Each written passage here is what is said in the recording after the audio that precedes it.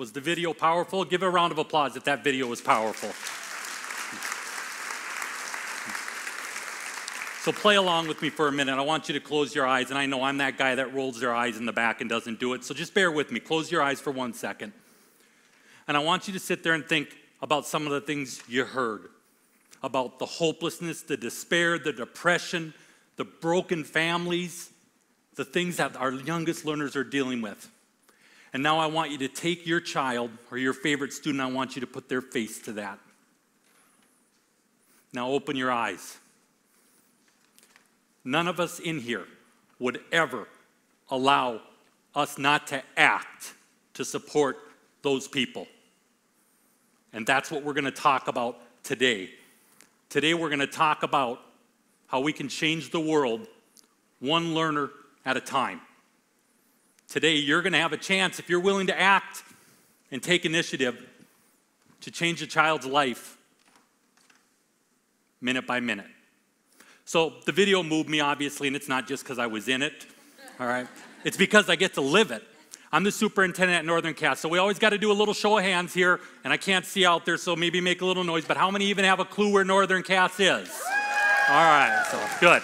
That's good to know. So we're 25 miles northwest of Fargo, and we are located smack dab in the middle of a cornfield. We have no community, but we are filled with community. We have a why, a belief that every learner can change the world, therefore we must provide a world education. It is why we get out of bed in the morning, like Simon Sinek says, and it's why people should care that we get out of bed in the morning. This why is the reason we're partnering with the United Way. To reach our why, we have commitments at Northern Cass. Those commitments are what our educators do every day for our learners. We have a north we're aiming for, and we are relentless in our approach to trying to reach that. So I wish my teacher knew was the brainchild of Krista Skank, our elementary principal. Krista is, bar none, in the years I've worked with, the most passionate and caring person I have ever known. All she wants is for every kid to be loved, and she wants every adult to love every kid. It is what every single adult in an educational field should strive to be. And when she came to me and she said, Corey, they did this really cool thing at a training and I want to do it. But she goes, I'm worried a little bit about the results. See, she goes, I think we care for our kids, but I don't think for a chance we know them. So we did it. And we started reviewing the data and we realized we had a problem. We realized that we didn't know about the bad, but we didn't even know about the good. Because we were only looking at them as students in our school and we failed to look at them as individuals. The one and most powerful thing we can do in our schools today is to respect the individual. So I'm going to share a little bit of what I wish you as a community knew about our learners. See, here's what I believe, and a lot of people disagree with me, and I'm okay with that, but I believe right now we have the most gifted generation of learners in our country's history. Now, what people say is, everything's wrong with our kids today.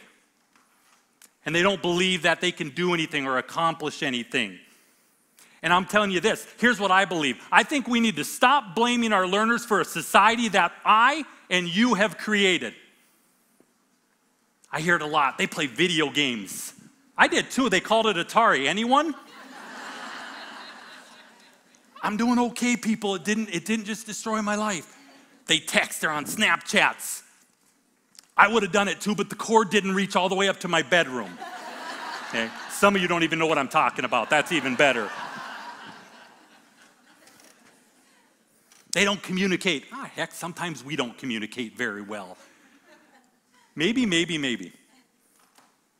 If we'd allow the kids who don't want to just Google and regurgitate information but want to solve problems, what if we just let them do that once in a while? What if we empowered our learners instead of tearing them down? Wouldn't that be a novel idea? Wouldn't that give our society a chance? Because you remember, these ones that are in front of us right now are going to write the story of this nation. They are the ones that are going to build a country on gratitude, kindness, and respect. Some things that are lacking right now throughout our world.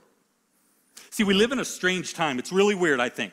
So if your check engine light comes on, what do? You call and you're getting your car in right away.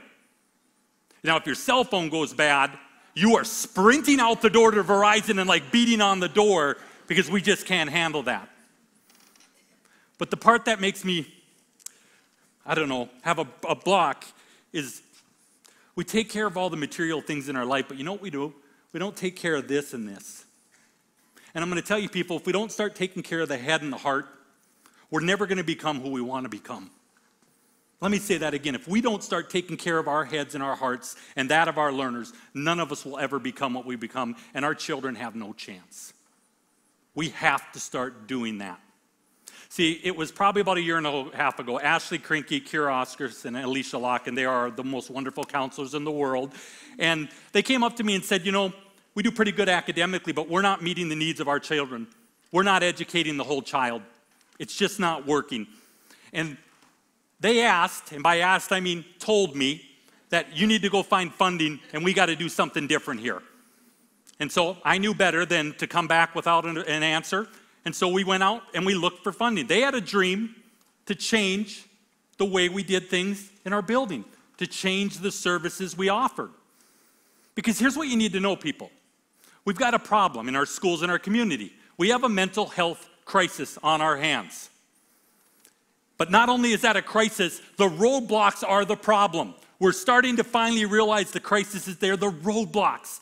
So think about the 25 miles from here to Northern Cass. You might say, geez, Corey, I drive from South Fargo to North Fargo every day. That's nothing. But what about that parent who has to go drive to Fargo and starts work? Then they go back out and pick their child up and they bring them in for the appointment. They work at that appointment for an hour. Then they drive their child back out and back. That's a minimum of 3 hours, and that's if we don't have that beautiful North Dakota weather in the winter. That's a barrier when we take that distance, even the smallest distance for all the rural schools. What about the time away from work?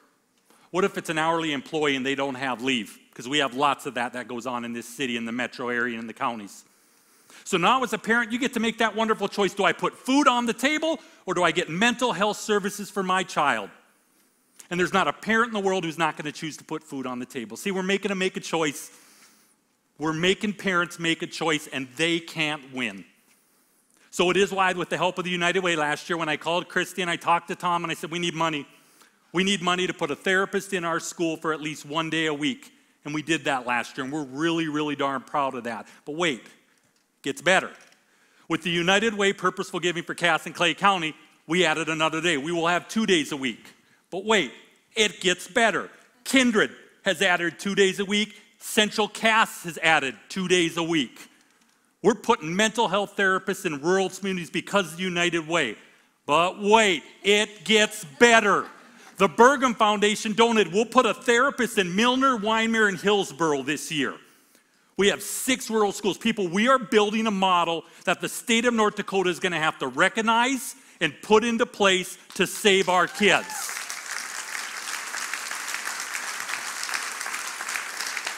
But I also need you to understand something. Sometimes we make a mistake in our community and we think that this is a school problem or a parent problem. And I'm telling you that's wrong. You don't want to know why it's a community problem? Because the people that are in our schools are going to be your employees. They're your neighbors right now. And more importantly, they'll probably be your in-law or son-in-law someday. It might bode you well to take care of them on the front side. So a couple quick stories, and then I want to share a little bit about me. So when we announced the placement of our licensed therapist last year, I had a parent come up to me, and she gave me a giant hug, and anybody that knows me knows I am not a person that likes to hug. So if you have that idea after, don't. Just don't. She gave me this hug, and she just kind of sunk, and I could just feel this like genuine part, and she was weeping, and she's like, thank you, thank you, thank you. Now, her kid was getting services. Her kid wasn't getting services at our school. But she's like, now no other kid has to go through what my kid did when we couldn't provide it. When we couldn't get them into Fargo, when we couldn't find a therapist for them. Or it could be like John. See, John brings a backpack that's full every day. Now, a lot of us, when we say, oh yeah, pencils, papers, pens. No, what John brings in there is John brings in the idea that he broke his parents up and caused their divorce, that he's the reason sometimes they don't get to eat, that he's the reason that his brother's getting kicked out of school. That's what they bring in their backpacks, people. So we got John in and he got to see a therapist, and I won't tell you that everything is peachy and perfect, but what I will tell you is what John has that he never had before is he believes he's worth something. He believes that his story is finally worth reading, and he's ready to start telling that story. He needed a chance. That's what the therapist can do. So, my name's Corey. I'm a leader by title, and I'm going to be very vulnerable. I don't like to be vulnerable. Hate it. Always thought it was a sign of weakness until our counselors beat on me to be more vulnerable. My name's Corey. I suffer from clinical depression. Despite having the most amazing parents, I'm unbelievable. My childhood and into early adulthood was filled with depression, anxiety, utter hopelessness, and suicidal thoughts. Even when I was diagnosed, I refused to take medication because I thought it made me look weak. And it wasn't until I finally hit the bottom when I got in with the therapist and they started to talk to me, and they said the most profound thing that I've ever heard in my life, because I said, I know I'm different. She said, you're not different. She goes, your wires just take a different route to get where they need to go. Your wires just take a different route to get where they need to go. And since then, I won't say it's perfect. There's still dark days. There's still rough days. But I can tell you that's the moment I started working with my depression. I don't fear it anymore. I do not fear it anymore. And I think maybe it's time we start being honest with our learners and we start to model the behavior that it's okay if everything's not perfect, if everything's not okay for them. So now let me tell you another quick story.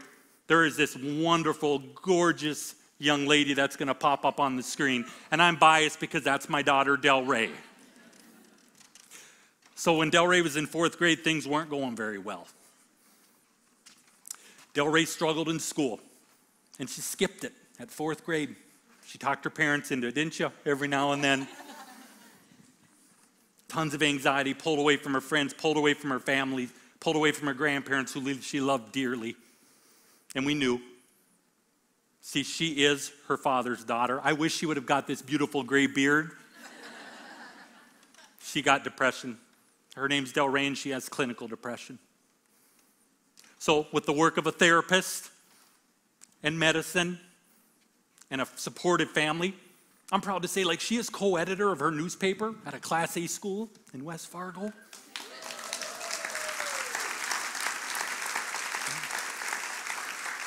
She's on the honor roll, and she is working at a child care, and she was so pumped the other day. She came, I got a raise, Dad, I got a raise. They said I'm doing such a great job.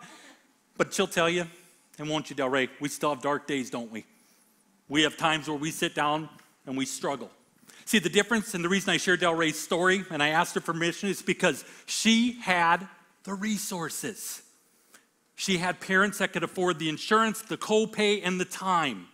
Why you're here today is to fight for those that don't. You have to stand up. You have to invest so the kids that don't have that support network still have that chance. There's lots of kids with Del Rey's story. All I want for Del Rey is for her to be who she wants to be in life. And I think she has that chance now. I think she has that opportunity. But I think we owe it to every child to give them that opportunity. So do you want to know why I'm standing here and why I'm so passionate about this? It's because all of us, we do what we do so others can do for themselves.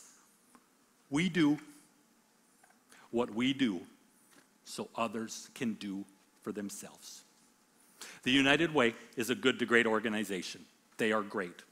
They took a chance on a rural school in the middle of a cornfield and said, we're going to give you a significant amount of money and we're going to give you the power to put something in place. And through that focused and purposeful giving, we not only believe every learner can change the world, we now know every learner can change the world. So I leave you with this quote.